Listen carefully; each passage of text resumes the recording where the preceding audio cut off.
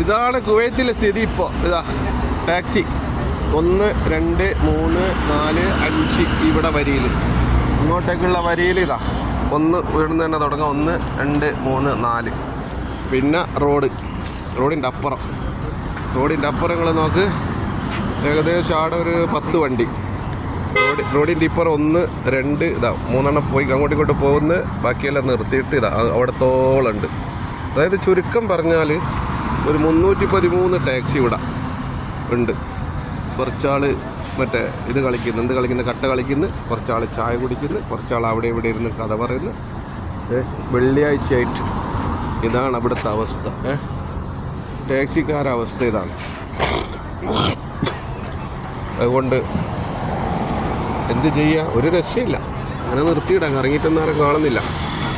Taxi ഇങ്ങനെ കാലി അടിച്ച് ഇതെല്ലാം പോകുന്ന കാലി അടിച്ചിട്ട് ഇങ്ങനെ പോയിക്കൊണ്ടിരിക്കുക. ഒറ്റ ഒന്നുമില്ല, ആളില്ല.